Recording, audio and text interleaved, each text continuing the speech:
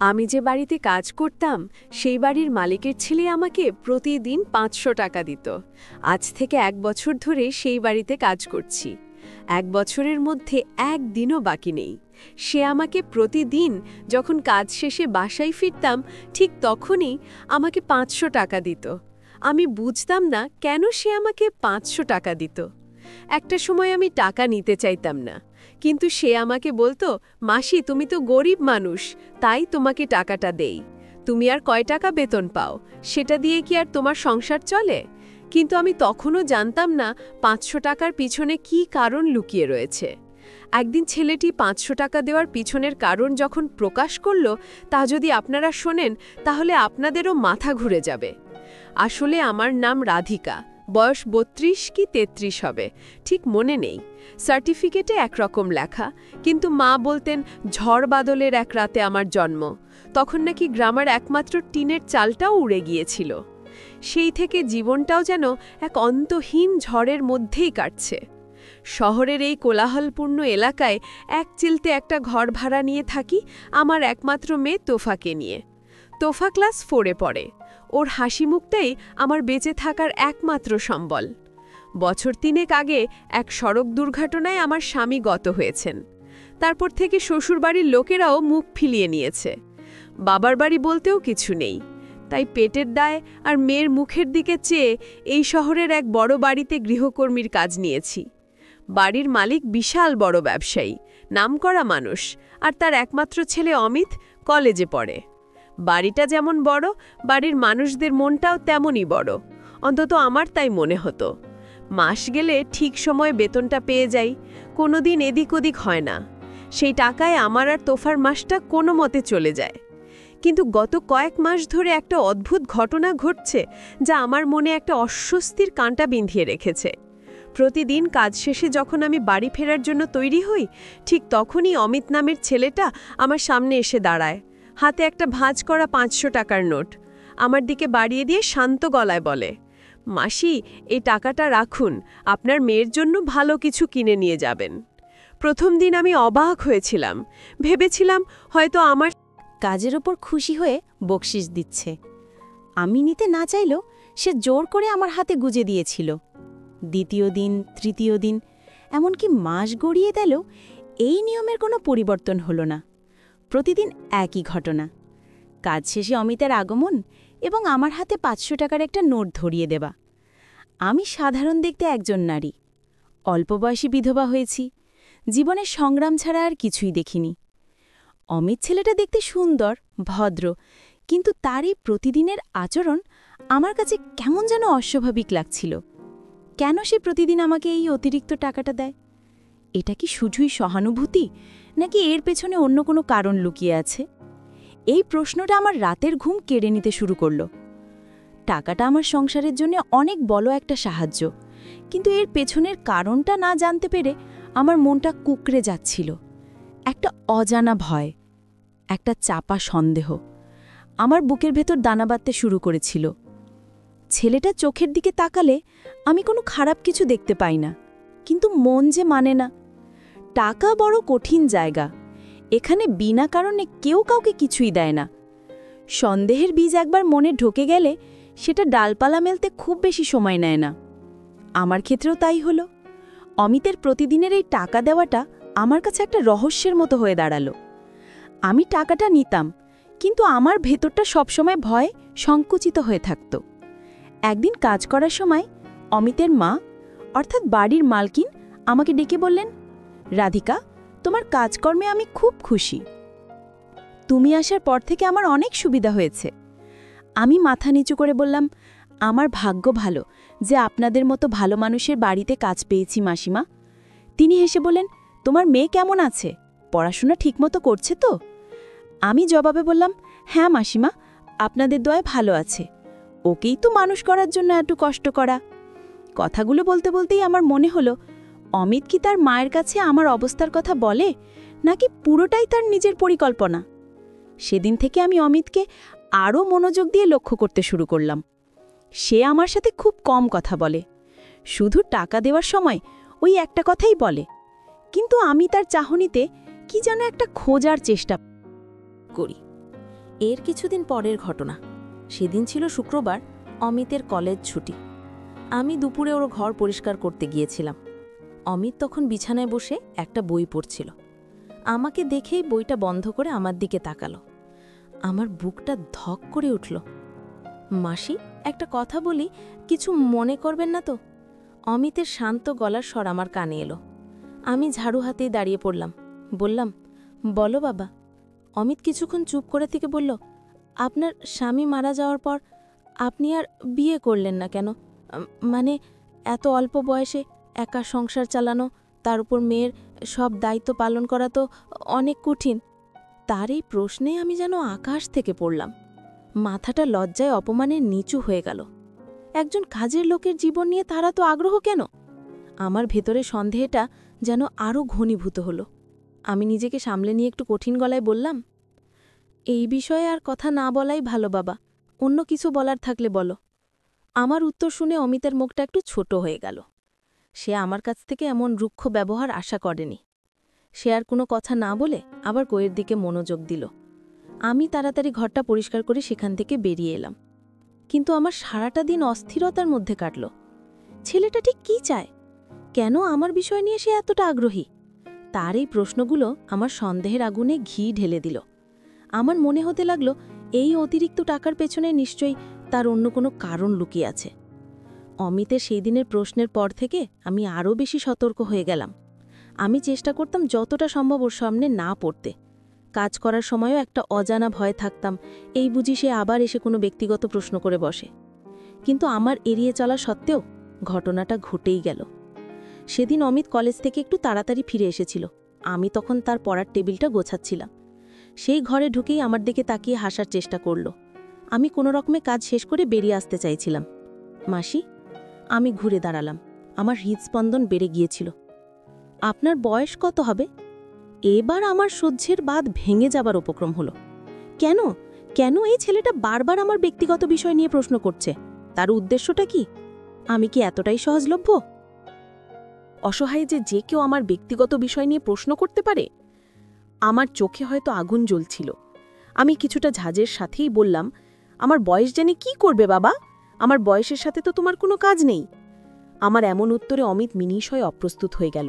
সে হয়তো বুঝতে পারছিল আমি রেগে গেছি। সে আমতা আমতা করে বলল, না মানে এমনিই জিজ্ঞেস করলাম, কিছু মনে করবেন না। আমি আর এক মুহূর্ত দাঁড়ালাম না। দ্রুত ঘর থেকে বেরিয়ে এসে রান্নাঘরে কাজে মন দিলাম। কিন্তু আমার মনটা কিছুতেই শান্ত হচ্ছিল না। আমার মনে হচ্ছিল এই বাড়িতে আমার সম্মান আর নিরাপদ নয়। ছেলেটার উদ্দেশ্য হয়তো সৎ নয়। সে হয়তো আমার প্রতি অন্য কোনো ধারণা পোষণ করে। এই চিন্তাটা মাথায় আসতে আমার মনটা আশঙ্কায় ভরে গেল। আমি একজন অসহায় নারী, আমার আত্মসম্মানই আমার একমাত্র শক্তি। সেটা যদি আঘাতপ্রাপ্ত হয় তাহলে আমি দাঁড়াবো কোথায়? সেদিন রাতে কাজ সেরে বাড়ি যাওয়ার সময় এলো। আমার মন বলছিল, আজ অমিত টাকা দিতে এলে আমি নেব না। যা বলার আজই শেষ কথা বলে দেব। যেমন ভাবা তেমন কাজ। আমি গেটের কাছে আসতেই দেখলাম অমিত দাঁড়িয়ে আছে। তার হাতে সেই পরিচিত 500 টাকার নোট। সে আমার দিকে টাকাটা বাড়িয়ে দিতেই আমি হাতটা পিছিয়ে নিলাম। বললাম, আমি আর এই টাকা নিতে পারবো না। আমার কথায় অমিত অবাক হয়ে আমার মুখের দিকে তাকালো। তার চোখে রাজ্যের বিস্ময়। সে বলল, কেন মাসি, কোনো সমস্যা? আমি সরাসরি তার চোখের দিকে তাকিয়ে বললাম, এভাবে প্রতিদিন এতগুলো টাকা দেওয়ার মানে কি? আমি তোমার এই টাকার পেছনের কারণটা জানতে চাই। আমার দৃঢ় কণ্ঠস্বর শুনে অমিত যেন একটু ঘাবড়ে গেল। সে চুপ করে রইল। আমি আবার বললাম, কি হলো?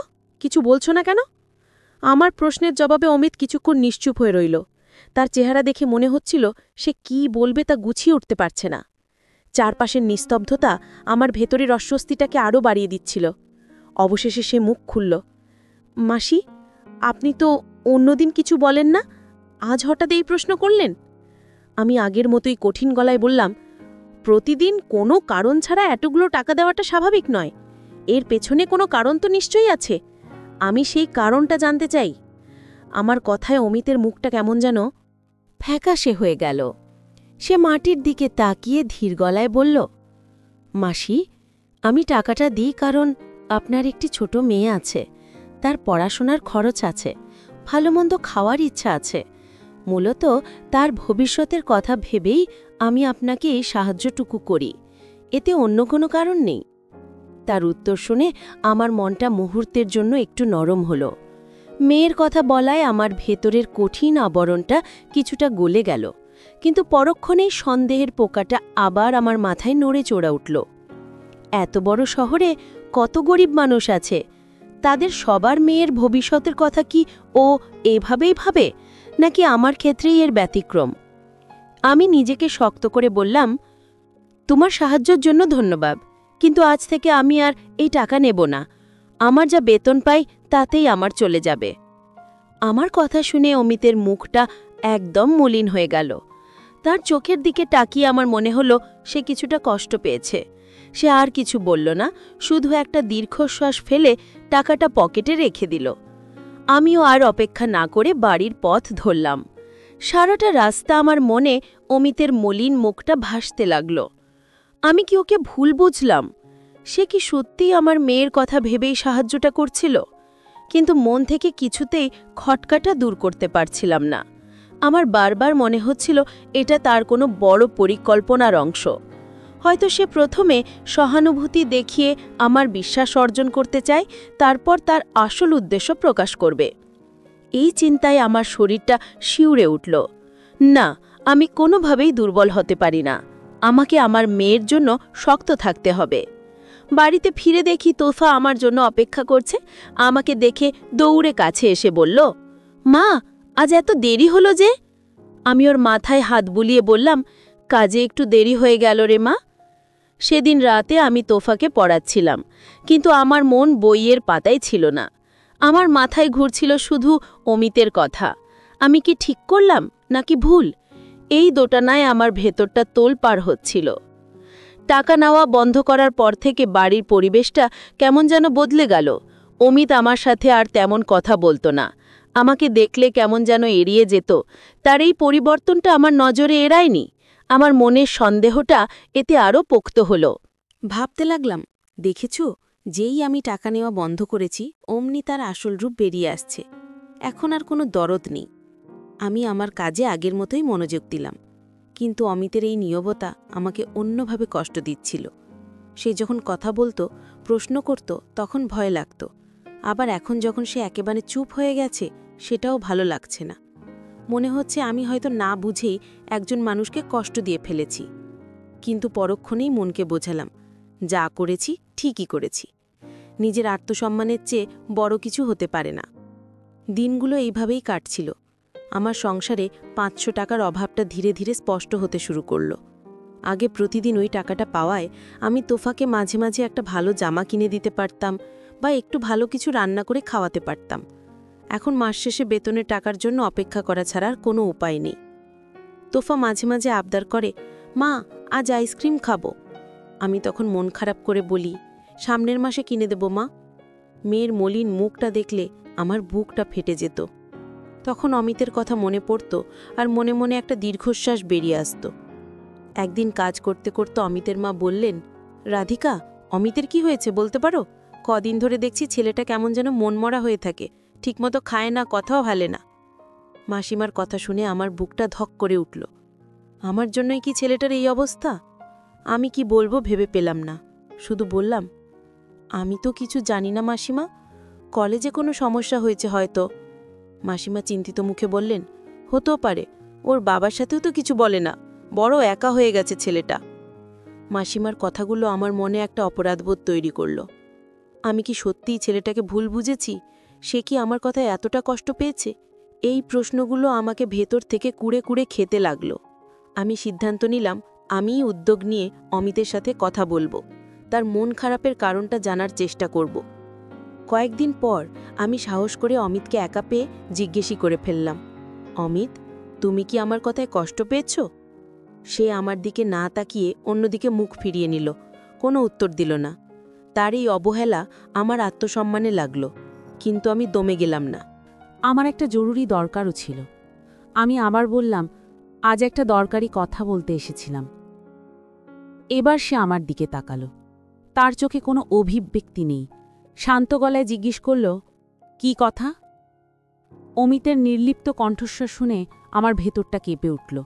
যে ছেলেটা কিছুদিন আগেও আমার সাথে এত আগ্রহ নিয়ে কথা বলতো, আজ তার ব্যবহারে পাহাড় সমান দূরত্ব। আমি ঢুক গিলে বললাম, আমার আমার কিছু টাকার খুব দরকার ছিল, তুমি কি সাহায্য করতে পারবে? কথাটা বলার সময় আমার লজ্জায় মাথা কাটা যাচ্ছিল। যে আমি কিছুদিন আগে টাকার প্রস্তাব ফিরিয়ে দিয়েছিলাম, আজ সেই আমি তার কাছে হাত পাততে এসেছি। কিন্তু পরিস্থিতিই আমাকে বাধ্য করেছে। গত রাত থেকে তোফা জ্বরে কাঁপছে। ডাক্তার দেখিয়েছি, তিনি কিছু টেস্ট দিয়েছেন আর এক গাদা ওষুধ লিখেছেন। আমার হাতে যা ছিল সব খরচ হয়ে গেছে। এখন টেস্ট করানোর মতো টাকা আমার কাছে নেই। আমার কথা শুনে অমিতের মুখে একটা অদ্ভুত বাঁকা হাসি ফুটে উঠল। সে বলল, আপনি তো সেদিন বললেন আপনার টাকার প্রয়োজন নেই, তাহলে এখন কেন চাইছেন? তার এই বিদ্রূপ মেশানো কথায় আমার চোখে পানি এসে গেল। আমি কোনো মতে কান্না চেপে বললাম, আমার মেয়েটা হঠাৎ অসুস্থ হয়ে পড়েছে, তার চিকিৎসার জন্য টাকাটা খুব দরকার। ডাক্তার কিছু পরীক্ষা করতে দিয়েছেন। মেয়ের অসুস্থতার কথা শুনে অমিতের মুখের হাসিটা মিলিয়ে গেল। তার চোখে চিন্তা ফুটে উঠল।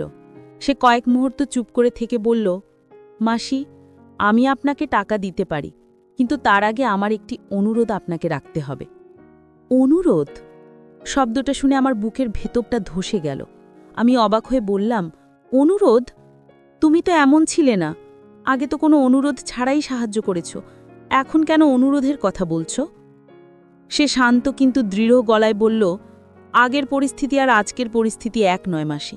আপনি যদি আমার অনুরোধ না রাখেন তাহলে আমি টাকা দিতে পারবো না। আমি স্তব্ধ হয়ে গেলাম। আমার পায়ের তলার মাটি যেন সরে যাচ্ছে। তাহলে আমি যে সন্দেহ করেছিলাম তাই সত্যি। টাকা দেওয়ার পেছনে তার নিশ্চয়ই কোনো গোপন কারণ ছিল।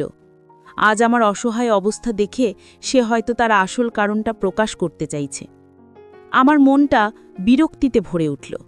এই ভদ্রতার মুখোশের আড়ালে মানুষটা আসলে কেমন তা আমি ভাবতেই পারছিলাম না। আমি মনে মনে ভাবলাম, কোনো পরিস্থিতিতেই আমি আর এই লোকের কাছ থেকে সাহায্য নেব না। কিন্তু পরক্ষণেই আমার চোখের সামনে তোফার অসুস্থ মুখটা ভেসে উঠল। আমার মেয়ের চিকিৎসার জন্য টাকাটা খুব দরকার। আমি এখন কি করব? একদিকে আমার আত্মসম্মান, আরেকদিকে মেয়ের জীবন। আমি দাঁতে দাঁত চেপে বললাম, ঠিক আছে, বলো তোমার কি অনুরোধ? অমিত আমার চোখের দিকে সরাসরি তাকিয়ে বলল, মাসি, আপনাকে আমার সাথে এক জায়গায় যেতে হবে। আমার এক পরিচিত মানুষের সাথে দেখা করতে হবে। আমি চমকে উঠলাম, তোমার পরিচিত মানুষের বাসায় আমি কেন যাব? সে বলল, সব কথা কি এখনই বলা যায়? আমার সেই পরিচিত মানুষ খুব ভালো, সেখানে গেলে আপনার উপকারই হবে। কিভাবে উপকার হবে সেটা তো বলবে? আমি ততমত হয়ে জানতে চাইলাম। অমিত বলল, বিষয়টা আমি আপনাকে পরেই বুঝিয়ে বলবো, আপনি যাবেন কিনা সেটা বলুন। আমার মাথা কাজ করছিল না। ছেলেটা আমাকে অন্য কোথাও কেন নিয়ে যেতে চায়? তার কারণটা কি? আমি কোনোভাবেই তার কারণ বুঝতে পারছিলাম না। আমার মনে হচ্ছিল এর মধ্যে কোনো অজানা বিষয় থাকতে পারে। আমার ভয় হচ্ছিল, তাই সরাসরি বলে দিলাম, আমি যাব না, আমার টাকা লাগবে না। এই বলে আমি আর এক মুহূর্তও দাঁড়ালাম না, প্রায় দৌড়ে বাড়ি থেকে বেরিয়ে এলাম। আমার মনে হচ্ছিল এই বাড়ির পরিবেশটাও আমার জন্য আর নিরাপদ নয়। অমিতের বাড়ি থেকে প্রায় পালিয়ে আসার পর আমার সারা শরীর কাঁপছিল। একদিকে মেয়ের অসুস্থতা, অন্যদিকে অমিতের সেই অদ্ভুত প্রস্তাব, সব মিলিয়ে আমি দিশেহারা হয়ে পড়েছিলাম। আমার মনে হচ্ছিল আমি যা সন্দেহ করেছি তার চেয়েও ভয়াবহ কিছু আমার জন্য অপেক্ষা করছে। বাড়ি ফিরে তোফাকে জ্বরের ঘোরে কাঁতরাতে দেখে আমার বুকটা ভেঙে গেল। আমার কাছে জমানো সামান্য কিছু টাকা ছিল, তাই দিয়ে কোনো মতে রাতের জন্য কিছু ওষুধ কিনে আনলাম। কিন্তু ডাক্তার যে পরীক্ষাগুলো করতে বলেছেন সেগুলো করানোর সামর্থ্য আমার নেই। পরের দুদিন আমি আর ওই বাড়িতে কাজে যাইনি। আমার ফোনটাও বন্ধ করে রেখেছিলাম। আমি সিদ্ধান্ত নিয়েছিলাম ওই বাড়িতে আমি আর কোনোদিনও পা রাখব না। প্রয়োজনে অন্য কোথাও কাজ খুঁজব, না হলে না খেয়ে থাকব, তবুও নিজের সম্মান নষ্ট হতে দেব না। দ্বিতীয় দিন বিকেলে একটা অপরিচিত নম্বর থেকে আমার ফোনে কল এলো। আমি ধরতেই ওপাশ থেকে অমিতের মায়ের গলা শুনতে পেলাম। হ্যালো রাধিকা, তুমি কাজে আসছো না কেন? ফোনও বন্ধ, সব ঠিক আছে তো? তোমার মেয়ে ভালো আছে? মাসিমার উদ্বিগ্ন কণ্ঠ শুনে আমার চোখে পানি চলে এলো। তিনি সত্যি খুব ভালো মানুষ। আমি তাকে কি বলবো ভেবে পেলাম না। শুধু বললাম, মাসিমা, আমি আর আপনাদের বাড়িতে কাজ করতে পারবো না। কেন, কি হয়েছে? আমরা কি কোনো ভুল করেছি? তোমার টাকার দরকার হলে আমাকে বলতে পারতে। আমি কোনো জবাব না দিয়ে ফোনটা কেটে দিলাম। তার কিছুক্ষণ পরেই আবার ফোন বেজে উঠল। এবার অমিত ফোন করেছে। আমি ফোনটা কেটে দিতে গিয়েও পারলাম না। তার সাথে শেষ কথা বলাটা দরকার। আমি ফোন ধরতেই অমিতের কণ্ঠস্বর ভেসে এলো, মাসি, আপনি কেন আসছেন না? আমরা কি কোনো ভুল করেছি? মা খুব চিন্তা করছেন। তার গলা শুনে আমার ভেতরের সমস্ত রাগ যেন বেরিয়ে এলো। আমি চিৎকার করে বললাম, তোমরা কোনো ভুল করনি। আসলে আমরা গরিব, এটাই আমাদের দুর্বলতা। তোমাদের উদ্দেশ্য আমার বুঝতে বাকি নেই। আমার কথা শুনে অমিত কিছুক্ষণ চুপ করে রইল। তারপর খুব শান্ত, প্রায় ভাঙা গলায় বলল, মাসি, আপনি আমাকে ভুল বুঝছেন। আমি আপনার সন্তানের মতো। আমি জানি না কেন আপনি এমন ভাবছেন, কিন্তু বিশ্বাস করুন, আমার কোনো খারাপ উদ্দেশ্য নেই। আপনি কাল একবার আসুন, সব কথা আপনাকে খুলে বলবো। কথা দিচ্ছি, আপনার ব্যক্তিগত বিষয় নিয়ে আর কোনো প্রশ্ন করব না, আর আমার অনুরোধ রাখার জন্যও জোর করব না। শুধু একবার আসুন। তার কণ্ঠস্বরের সততা আমার মনকে সজাগ করল। সে যদি সত্যিই খারাপ হতো তাহলে কি এভাবে অনুনয় করত? আমার মনে আবারও দোটানা শুরু হলো। আমি কি তাকে আরেকবার বিশ্বাস করতে পারি? তার উদ্দেশ্যটা পরিষ্কারভাবে জানার জন্যেই আমার একবার যাওয়া উচিত। যদি সে কোনো খারাপ প্রস্তাব দেয়, আমি সবার সামনে তাকে অপমান করে চলে আসব। এই ভেবে আমি বললাম, ঠিক আছে, আমি কাল আসব। ফোনটা রেখে আমার বুকের ভেতরটা ধরফর করতে লাগল। কাল কি হতে চলেছে আমি জানি না, কিন্তু এই রহস্যের শেষ আমার দেখতেই হবে। পরদিন সকালে আমি যখন আবার ওই বাড়ির দরজায় পা রাখলাম, আমার বুকের ভেতরটা হাতুড়ির মতো পেটাচ্ছিল। অজানা ভয় আর শঙ্কা নিয়ে এক মিশ্র অনুভূতি আমাকে গ্রাস করেছিল। মাসিমা আমাকে দেখেই ছুটে এলেন। এসেছিস রাধিকা? আমি তো ভেবেই পাচ্ছিলাম না কি করব। কি হয়েছিল তোর? আমি তার প্রশ্নের কোনো উত্তর দিতে পারলাম না, শুধু মাথা নিচু করে দাঁড়িয়ে রইলাম। এমন সময় অমিত ঘর থেকে বেরিয়ে এলো। তার চোখে মুখে একটা ভাব। সে আমার দিকে তাকিয়ে বলল, মাসি, আপনি আমার সাথে চলুন, তাহলে আপনার সব সন্দেহ দূর হয়ে যাবে। আমি একবার মাসিমার দিকে তাকালাম। তিনি ইশারায় আমাকে যেতে বললেন। আমার আর কিছু বলার ছিল না। তার উদ্দেশ্যটা পরিষ্কারভাবে জানার জন্যই আমি তার সাথে যেতে রাজি হলাম। আমার মনে হচ্ছিল, আজ যা হবার হবে, এই নাটকের শেষটা দেখে যেতে হবে। অমিত আমাকে নিয়ে একটা রিকশায় উঠল। আমি ভয়ে ভয়ে তার থেকে অনেকটা দূরত্ব বজায় রেখে বসলাম। রিকশা চলতে শুরু করল। আমি জিজ্ঞেস করলাম, আমরা কোথায় যাচ্ছি?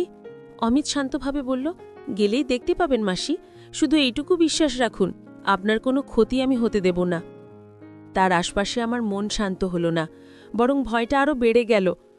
আমি রাস্তার দুপাশের বাড়ি, ঘর, দোকানপাট দেখতে লাগলাম, যেন বিপদে পড়লে চিৎকার করে কাউকে ডাকতে পারি। প্রায় আধ ঘন্টা পর রিকশাটা একটা সুন্দর ছিমছাম আবাসিক এলাকায় এসে থামল। অমিত আমাকে একটা দোতলা বাড়ির সামনে নামতে বলল। বাড়িটা বেশ সুন্দর করে সাজানো, গেটের সামনেই ফুলের বাগান, কিন্তু সব কিছুতেই কেমন যেন একটা বিষণ্ণতার ছাপ। অমিত আমাকে নিয়ে কলিং বেল বাজালো। কিছুক্ষণ পর একজন মধ্যবয়স্ক, দেখতে বেশ সৌম্য দর্শন এক ভদ্রলোক দরজা খুললেন। তার চোখে মুখেও কেমন যেন একটা বিষাদের ছায়া। অমিত তাকে সালাম দিয়ে বলল, আঙ্কেল, ইনিই রাধিকা মাসি, যার কথা আপনাকে বলেছিলাম। ভদ্রলোক আমার দিকে তাকিয়ে একটা ছোট্ট সালাম দিলেন। তারপর আমাদের ভেতরে আসতে বললেন। আমি দুরু দুরু বুকে ঘরে প্রবেশ করলাম। বিশাল বড় ড্রয়িং রুম, সুন্দর করে সাজানো, কিন্তু কোথাও যেন প্রাণের কোনো ছোঁয়া নেই। সব কিছু কেমন যেন নিষ্প্রাণ। অমিত আমাকে একটা সোফায় বসতে বলল। আমি বসলাম। ভদ্রলোক আমার দিকে তাকিয়ে বললেন, অমিত, তোমার সম্পর্কে আমাকে সব বলেছে। তোমার স্বামী নেই, একটা মেয়েকে নিয়ে অনেক কষ্ট করে সংসার চালাও। রইলাম, বুঝতে পারছিলাম না এখানে আমার ভূমিকাটা ঠিক কি। ঠিক তখনই ভেতরের ঘর থেকে একটা বাচ্চার কান্নার আওয়াজ ভেসে এলো। কান্নাটা শুনে আমার বুকের ভেতরটা মোচড় দিয়ে উঠল। ভদ্রলোক একটা দীর্ঘশ্বাস ফেলে বললেন, চলুন, আমার সাথে আসুন। আমি অমিতের দিকে তাকালাম। অমিত ইশারায় আমাকে যেতে বলল। আমি দ্বিধাগ্রস্ত পায়ে ভদ্রলোকের পেছন পেছন ভেতরের একটা ঘরের দিকে এগিয়ে গেলাম। ঘরের ভেতরে যা দেখলাম তাতে আমার পায়ের তলার মাটি সরে গেল। ভেতরের ঘরে ঢুকে আমি দেখলাম একটা বড় বিছানায় 1 বছরের একটি ফুটফুটি শিশু শুয়ে আছে। তার চোখ দুটো ফোলা, জ্বরে গা পুড়ে যাচ্ছে, আর সে মা মা বলে কাঁদছে। শিশুটির অসহায় অবস্থা দেখে আমার সত্তা জেগে উঠল। আমি তার দিকে তাকিয়ে স্তব্ধ হয়ে রইলাম। তখন সেই ভদ্রলোক, যার নাম পরে জেনেছিলাম হারুন সাহেব, আমার দিকে তাকিয়ে ভগ্ন কণ্ঠে বললেন, আপনি জানেন আপনাকে প্রতিদিন 500 টাকা কে দিত? টাকাটা আমি অমিতের মাধ্যমে দিতাম। আমি বিস্ময় তার মুখের দিকে তাকিয়ে রইলাম। আমার মাথায় কিছুই ঢুকছিল না। হারুন সাহেব বলতে লাগলেন, আপনি যে শিশুটিকে দেখছেন, ও আমার একমাত্র সন্তান, নাম আকাশ। 4 মাস আগে ওর মা এক কঠিন রোগে আক্রান্ত হয়ে আমাদের ছেড়ে চলে গেছে।